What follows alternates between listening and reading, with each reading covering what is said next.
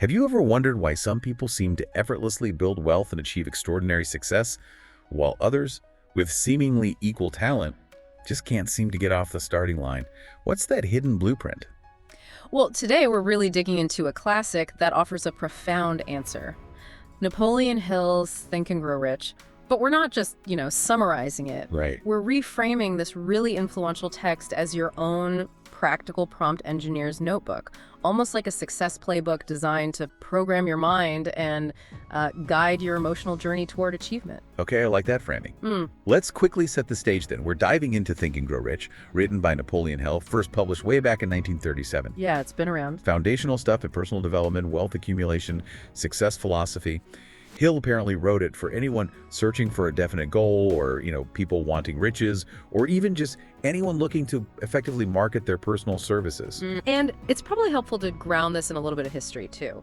Hill famously claimed his insights came from an interview he supposedly did with Andrew Carnegie back in 1908. Right, the steel tycoon. Yeah, who allegedly gave him this secret formula for wealth.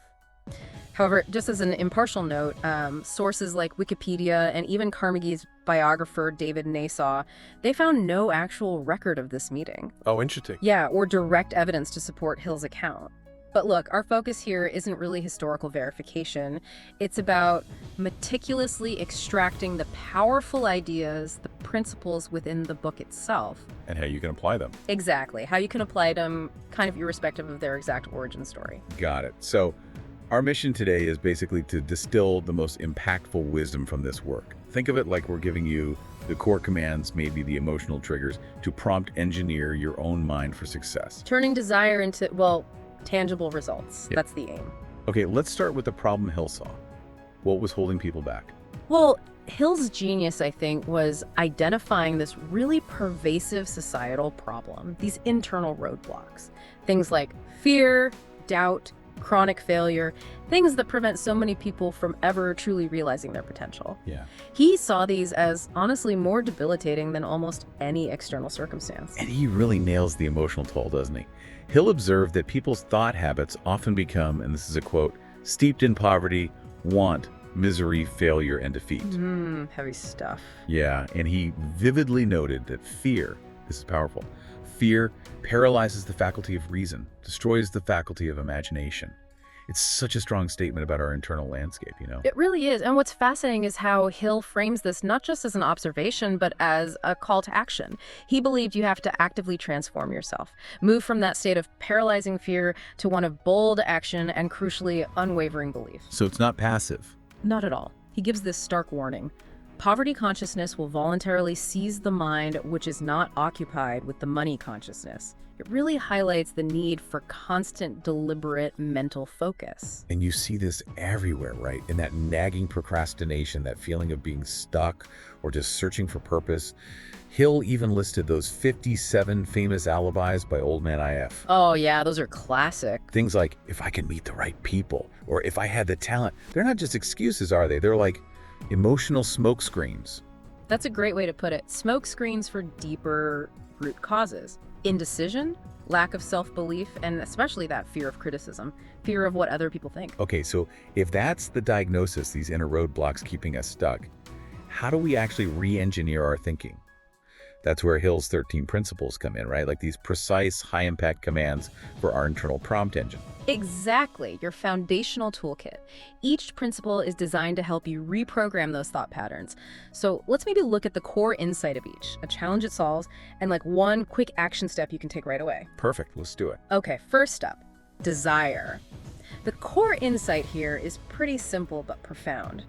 Weak desires yield weak results. If you want something significant, you need what he calls a burning desire, an obsession, really. So it tackles that indifference, that lack of real ambition. Precisely. Hill uses the story of Edwin C. Barnes. His desire to partner with Thomas Edison, not just work for him, was so intense he literally traveled as blind baggage, like a stowaway on a freight train, just to get an audience. Wow. Okay, so the action step for you listening is clarify your desire.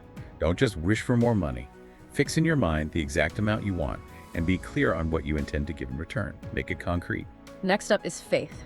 Hill calls this the eternal elixir, the thing that gives life and power to your thoughts. It's about turning that wish, that desire, into an unshakable conviction. And this tackles self-doubt, that paralysis of uncertainty. Exactly. It helps you connect with what Hill termed infinite intelligence. Think of it as a universal source of wisdom, or maybe the collective unconscious, accessible through really focused emotional thought. So the action follows desire. Emotionalize your desire with belief. Repeat your definite purpose daily, feeling it, really feeling it, as if it's already yours. Then comes autosuggestion. This is the mechanism, the how-to for communicating with your subconscious mind. The insight. You become what you repeatedly tell yourself, whether it's true or false. Scary, but also empowering. It gives you control over the input. Total control. It stops negative programming and lets you install empowering beliefs instead. So the action step is powerful. Read your definite purpose statement aloud twice daily.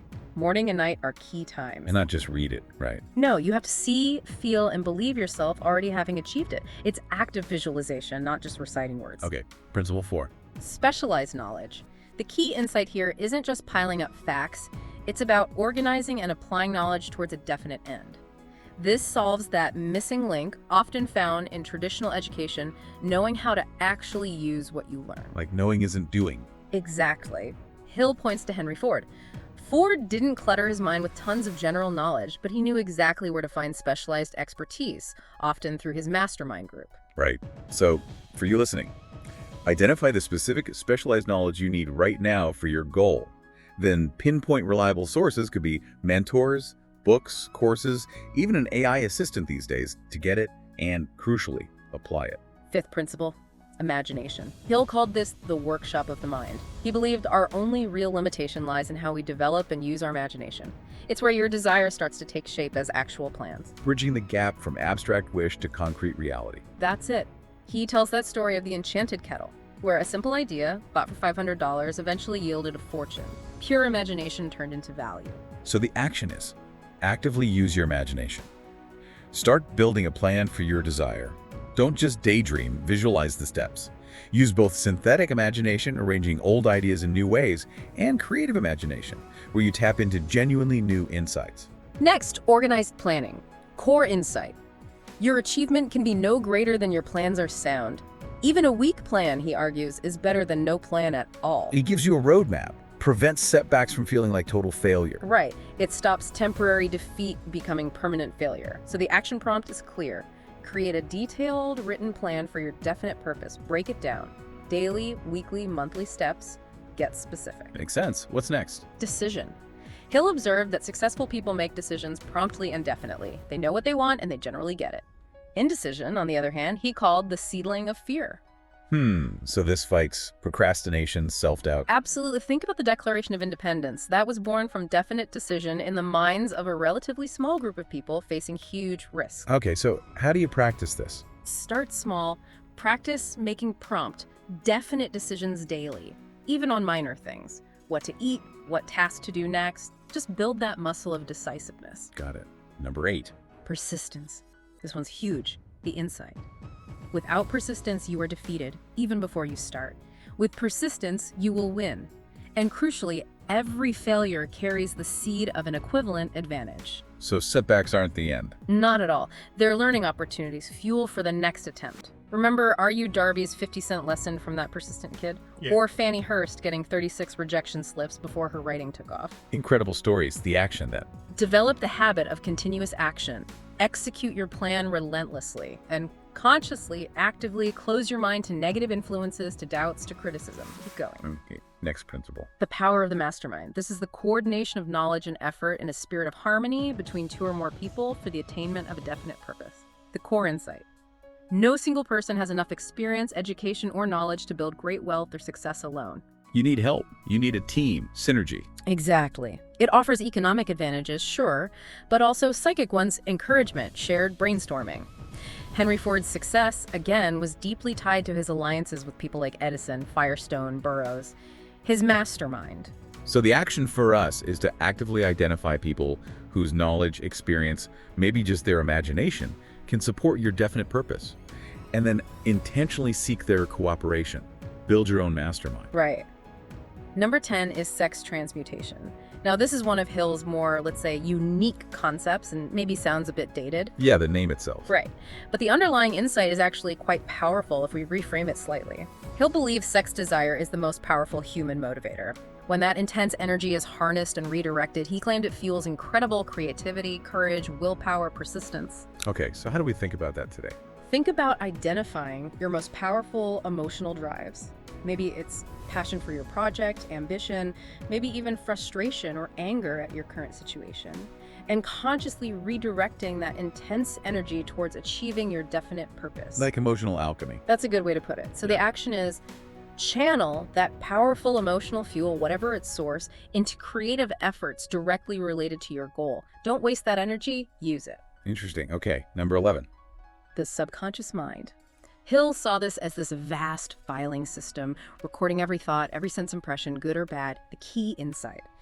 It acts primarily on desires that are mixed with strong emotion, especially faith. It's your direct link to that infinite intelligence. So it's not just about thinking positive thoughts. No, it's about feeling them. So the action step is, before you try to impress a thought onto your subconscious, chart it with strong emotional feeling and belief.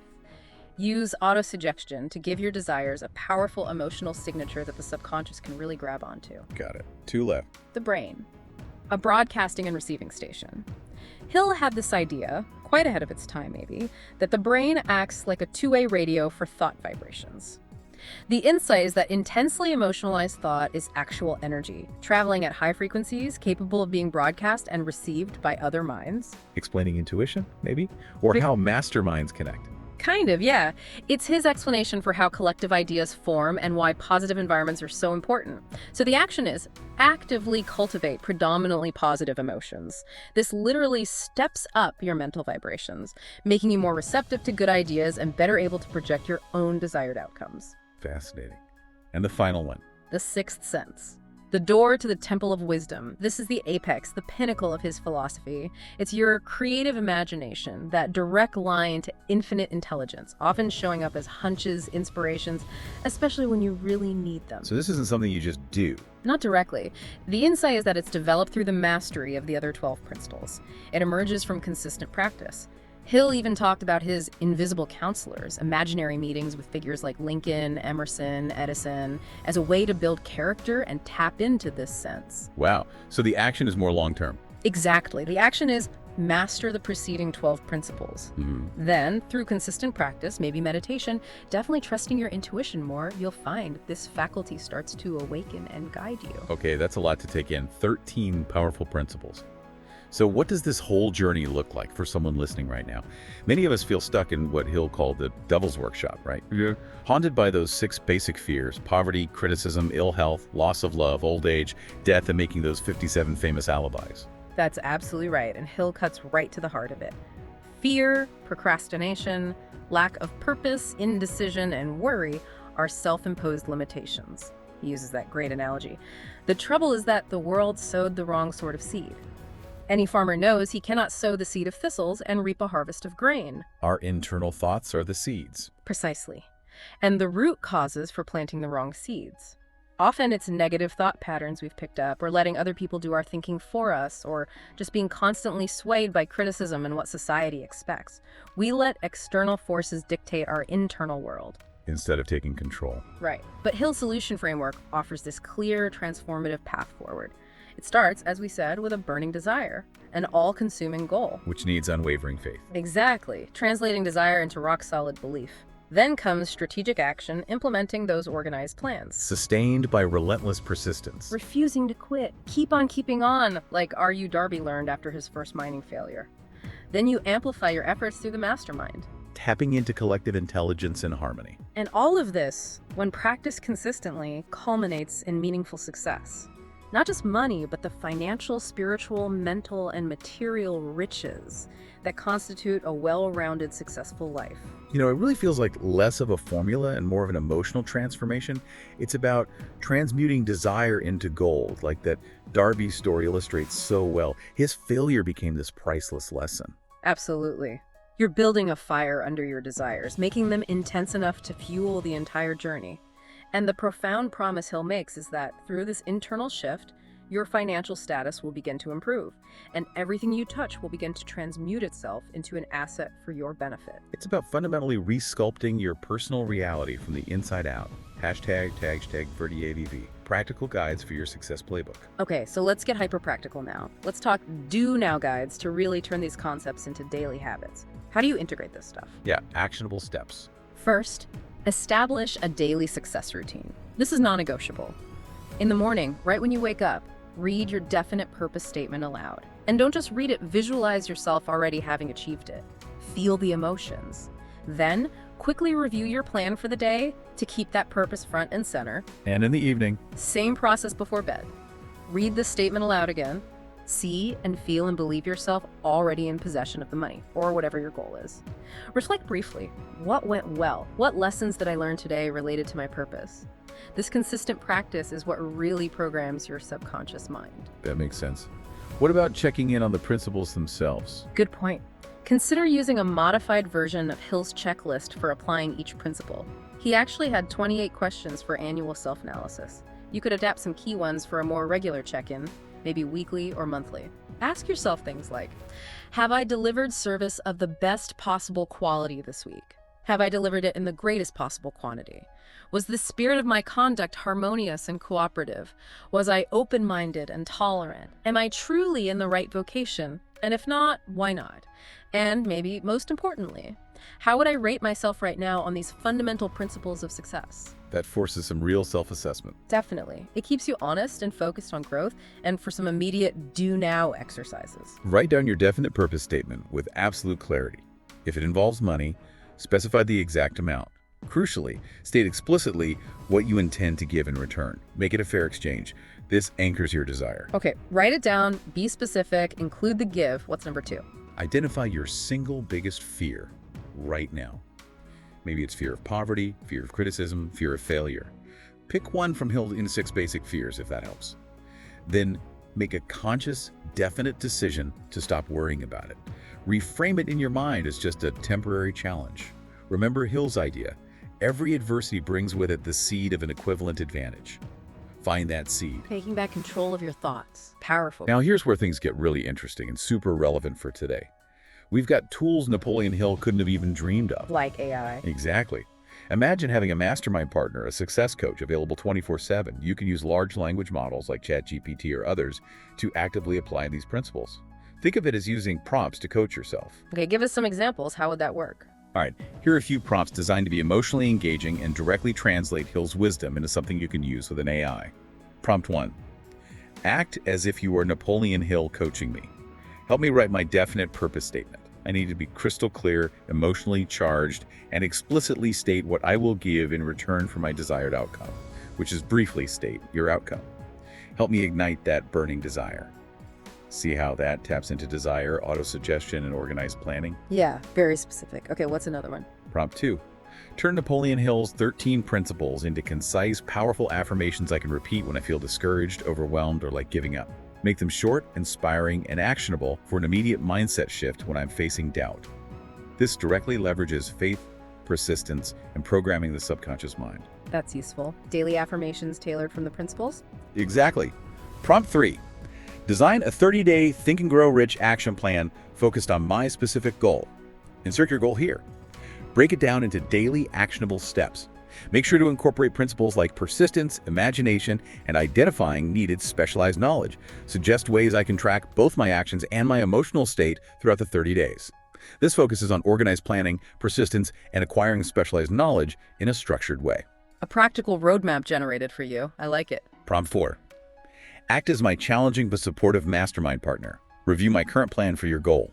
Ask me tough questions to identify weak spots, potential fears I haven't acknowledged, or alibis I might be using. Push me to think bigger and make bolder decisions, just like a real mastermind group would. This engages the mastermind principle, forces self-analysis, and tackles those 6 basic fears and alibis head-on. Getting the AI to play devil's advocate, essentially. Yeah. Smart. And one more, focusing on fear. Prompt 5. Help me reframe my biggest fear, which is currently name your specific fear. For example, fear of criticism, fear of failure. Turn it into a source of motivation. Give me specific strategies, perspectives, and affirmations based on Napoleon Hill's principles to convert this negative emotion into constructed action. Remind me how every adversity brings with it the seed of an equivalent advantage. That connects directly to tackling the 6 basic fears and that whole sex transmutation idea, converting strong emotion into fuel. Really powerful applications. Hashtag 6. Who can apply this? Audience fit. You know, what's truly remarkable about these principles is just how universally applicable they are. He'll base them on observations of human nature, so they really transcend time and profession. So it's not just for people wanting to get rich. Not at all. Think about students. These insights are incredibly valuable to build discipline, develop confidence, set definite academic or career goals. He'll always stress that true education isn't just knowing stuff, but knowledge effectively and persistently applied. Learning how to use knowledge is key for students. Makes sense. Entrepreneurs. Oh, absolutely. For entrepreneurs, this is practically a blueprint to convert ideas into profitable action, overcome the inevitable setbacks, and lead with vision.